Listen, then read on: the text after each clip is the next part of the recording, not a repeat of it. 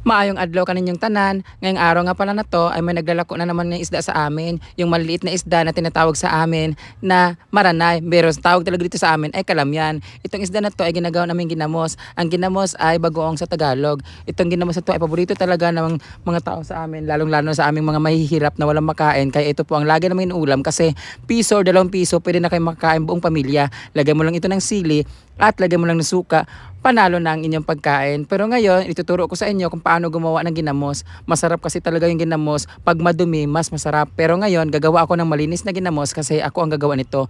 Paborito namin to kasi ito talaga ang pagkain namin, lalo na pag saging lang yung pagkain namin o mga gabi lang. Pero kung may bahaw ka, solve na talaga ang pagkain mo. Ngayon, hugasan mo na hugasan yung ginamos hanggang sa sabunan mo siya at shampoohan para mas malinis. Charot lang. Habang naguhugas nga pala ako, ay natapon yung iba. Sayang naman, pero hindi ko na madampot kasi ang liliit nga nila.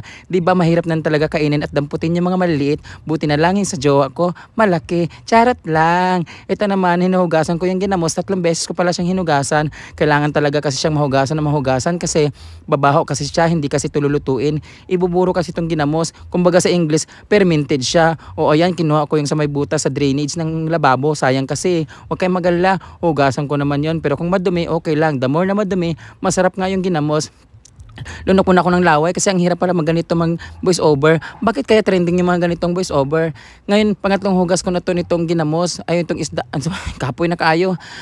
Pangatlong hugas ko na pala nitong isda. Ngayon, pagkatapos ko maghugas, gusto ko na rin lutuin tong pusa na to. Ilagay ko talaga sa ibabaw ng kanin. So ito, tapos na ako maghugas. Ngayon, pipigaan ko na lang pala siya. Kailangan kasi madrain talaga siya at walang tubig. At ilalagay natin siya sa garapon, sa lagayan na kung saan silyado para hindi siya mapasukan na kung anong mikrobyo, lalong-lalo na pag tubig, lalong-lalo na yung mga langaw at kung ano-ano pa. Kasi pag napasukan siya ng germs, mapapanis kasi ito. Hindi na siya magiging fermented o magiging ginamos. English araw ako dito. So ngayon, nilalagay ko na po siya ng asin. Kung gaano po karami yung isda, syempre hindi ganun karami yung asin kasi baka mamaya masarap mo yung ginamos, magiging darna ka naman pag nagkaroon ka ng bato sa yung kidney. Ngayon, tapos natin siya ilagay, takpan naman natin siya. At pagkatapos natin siya takpan, kulukuloyin lang natin yung garapon hanggang sa mahalo yung asin at yung isda. Kailangan mahalo siya kasi pag meron diyang isda na hindi malagay ng asin, babaho talaga siya, di ba? Meron talaga yung mga mababaho pag hindi talaga naasinan, kagaya nung kilala ko, mabaho. Mabaho sa kanya kahit inasinan na ng marami. So ito na pala itsura niya, kailangan mong kulukuloyin. Tapos ibuburo mo siya ng pinakamaliit na yung 3 days. Pag 3 days na, babango na yung isda niyan. Magiging tawag sa amin yan, mouse. Sa Bisaya, Tagalog, daga, charot lang. Mouse siya, ibig sabihin, mabango na siya, fermented na siya, pwede na siyang kainin. At meron nga pala akong tira dito. Siyempre, hindi ko naman uubusin sa paggawa ng ginamos, di ba? So, gagawin ko siya, syukoy. Basta, gagawin ko pala siyang syukoy. Ay, ano tawag na to? Gagawin ko pala yung iba na ukoy. Lalagyan ko pala siya ng itlog tapos ipiprito. Di ba masarap naman talaga yon? Hindi ko na kailangan ituro yun kasi alam nyo naman yun. Hindi ko naman kayo gagawing tanga. Siyempre, pag nagawa tayo ng ukoy, kumbaga torta siya. Ngayon, lalagyan natin siya ng itlog. Pag lagay natin ng itlog, kailangan muna nating amuyin kasi may mga itlog talaga na mababaho. Hindi mo pwedeng pisain kaagad yan sa lahat kasi baka may isang mabaho, mahahawa ang lahat. Kasi kahit gaano pa kalinis yung itlog, kahit gaano kaputi yung itlog, meron talaga, pag galing sa basketball, mabaho talaga yan, may amoy talaga yan. Pero masarap naman siya. Tapos lagyan din natin siya ng magic sarap. Tapos pagkatapos ng magic sarap, lagyan din natin siya nitong paminta na durog para naman masarap. O di ba, masarap talaga yung itlog pag merong madumi.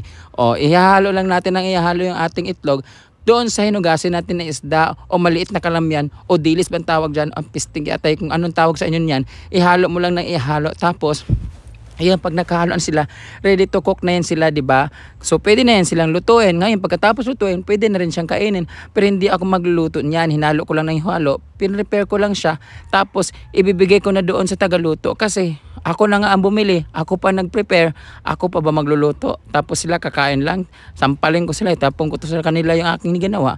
So, ngayon, ibibigay ko to sa gagawa ng pagluluto. Ngayon, naluto na nila. Ito na siya. Niluluto na nila. Pagkatapos na lutuin, fast forward tayo. 3 days na po ang nakalipas. Tapos na po ang ating ginamos. Nagtubig na po siya. Gray na po yung color niya. Ayun po, halo na po yung asin at saka yung isda. Yan po ang itsura ng ginamos. Pag bumili kayo sa merkado, ganyan ang itsura ng ginamos. Ayan, ready to eat na siya guys. Kaya kukuha na tayo kasi meron tayong ipapartner dyan. Masarap to sa kanin, masarap din to sa saging. Pero pinakamasarap din to, kumain ka ng maasim na mangga. Hiningal ako pag voice over, please tingnan tayo. So ito nga pala, nilagyan ko rin po siya ng suka para hindi naman gaano kalangsa or kung ano man, hindi ganun kaalat. Ayan talaga ang partner talaga ng ginamos. Ito yung magpapa-neutralize ng lasa ng alat ng ginamos. Ang suka na may sili. Ngayon, magbabalat na tayo ng mangga. Thank you nga pala sa pinsan kong si Gogoy kasi siya talaga yung bigay ito sa akin ng mangga. Marami kasi mangga sa kanilang likod.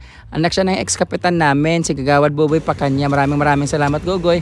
Ngayon, gigil na gigil ako para kumain ng mangga kasi excited ako niyan. Ang asim-asim talaga niyan. Kaya ang sarap-sarap. Hindi kasi ako kumakain ng mangga na hindi maasim kasi parang walang kwenta. Kailangan talaga pumangit ako sa asim. Ngayon, titikman na natin siya. Ayan na, bawal maglaway. Tulon akong laway. Kain na.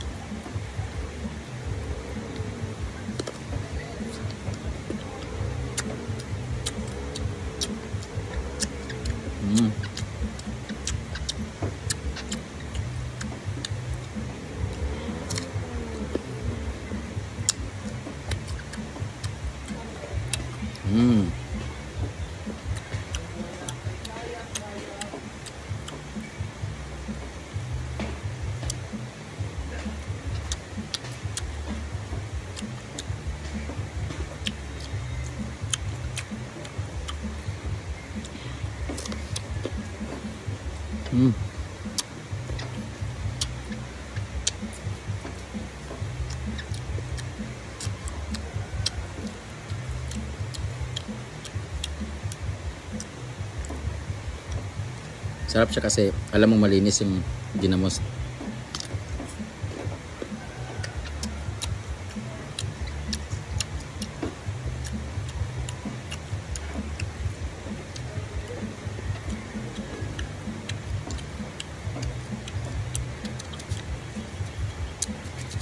Thank you Gogoy for this mango. Gel, mangga gel. Ooh.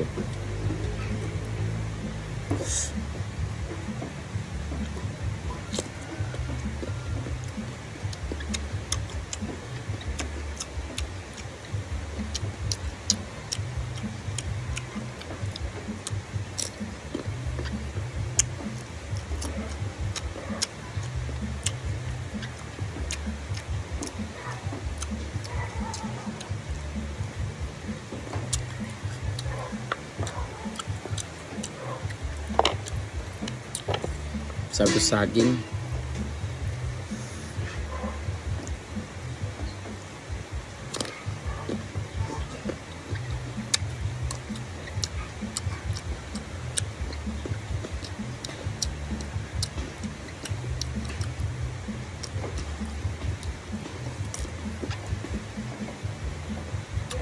Mmm.